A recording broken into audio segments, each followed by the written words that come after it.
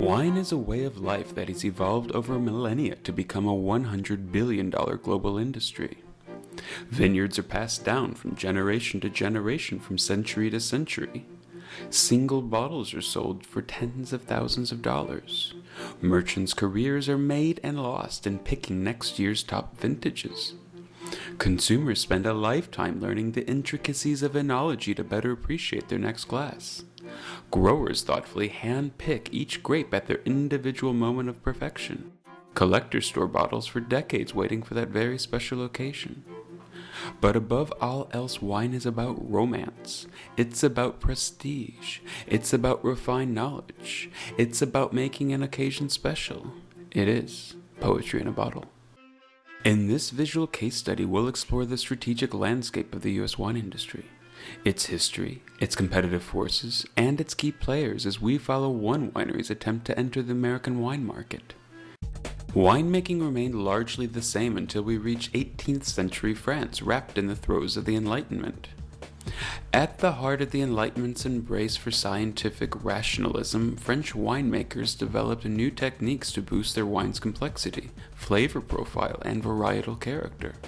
As winemaking becomes more refined, laws are passed determining what is premium wine and what is table wine, how the label must be presented, how the wine must be aged, appellations, dominations, grape varietals. Increasingly sophisticated, the industry moves up market. Winemakers begin to focus on the special qualities and legacy of the land from which the grapes originated. The nobility of the land, and by association the nobility of the winemaker, becomes the central focus of winemaking. If the vineyard did not have a noble lineage, they invented one. Soon wineries began adding the word chateau to wine labels, even if, as often was the case, there was not a chateau on the property. Now let's take a closer look at the industry's current strategic landscape. We've seen a growth in the number of wineries in the United States that's tremendous. In the last 10 years, the number of wineries in the U.S. has increased from 2,000 to over 3,000. In the last 4 years alone in California, during one of the worst economies we've seen in a long time in California, during that 4-year period, the number of wineries has increased 24%.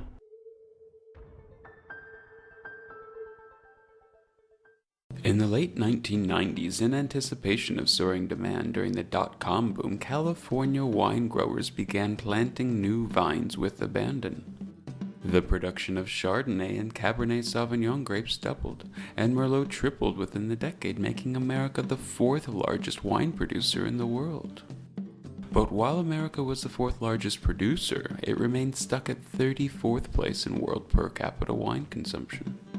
At the same time, the U.S. government was approving over 60,000 domestic and foreign labels for the American market every year.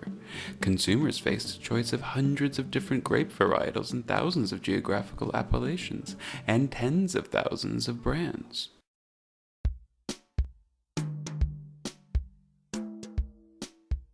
Overall, the industry is divided into two strategic groups, budget and premium segments. The intense competition in the budget segment has fueled industry consolidation. The top 8 companies in the US produce more than 75% of the wine by volume, while the estimated 2,500 other wineries produce the remaining 25%. In dollar terms, however, the wines produced by the top 8 companies are low-priced wines selling below $7 per bottle. While low-priced wine accounts for 77% of the volume of wine sold, they bring in just 48% of sales. On the other end of the spectrum, the remaining 23% of wine sold above $7 is considered premium and accounts for 52% of sales. For the previous 10 years, sales of budget wine steadily declined as sales of premium wine slowly grew. The dominance of a few key players in the low-priced volume market has given them an ability to leverage distributors to gain shelf space and put millions of dollars into marketing budgets. Small boutique wineries survive, but they must stay small or risk being clobbered by the majors.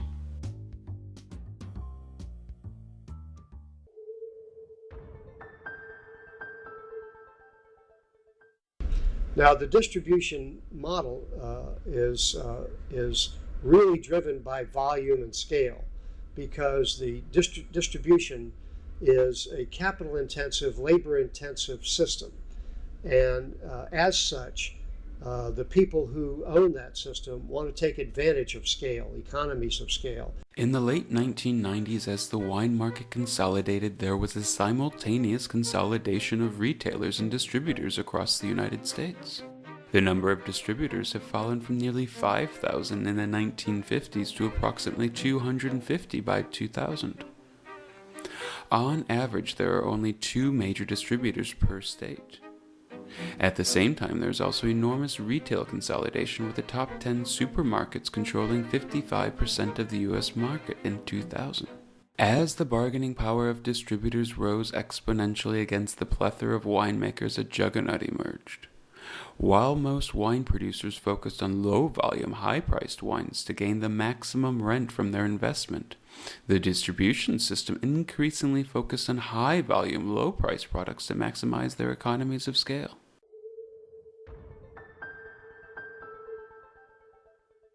Well, I especially noticed that there's a huge amount of confusion with French wines. So many people still don't understand the place name difference. The fact that Burgundy, if it's red, is probably going to be Pinot Noir unless it's from Beaujolais, and Côte Rôtie is Syrah. I mean, it's really difficult for them. So I think that with so many options and so many SKUs on the shelf now, the consumer does want quality or price, one or the other. They've got to get one of them. If you're not competing in one of those arenas, well, you're probably not going to make it. Some people just assume that because it's expensive, it's better. And I think that that's another worry. And they also assume, and I don't know, maybe it's like a self-fulfilling prophecy, because a lot of people, if they buy a really expensive bottle of wine, a $100 bottle, they're going to like it. They're damn well going to like that, because if they don't, then they feel like they got rooked. A lot of people are like almost fear wine. You can see people that come into this store, and there's not that many, but some, they're afraid to ask the question because they're afraid to ask the wrong question, and so they never ask it at all. The same applies in all walks of life. The same applies in a school. You're afraid to sound stupid in the class, so you don't put your hand up, and so then you never know. With the number of producers and fragmented international markets, it was nearly impossible for a company to establish a dominant position. Retailer and distribution bargaining power was at an all-time high, as these spaces were increasingly overcrowded. Weak, poorly run companies are increasingly swept aside. Large wineries are plowing millions of dollars in above-the-line marketing to stand out. Profit margins were starting to be pressured. Despite these challenges, the nobility, glamour, growth rate, and low barriers to entry invited more and more wineries into the U.S. market.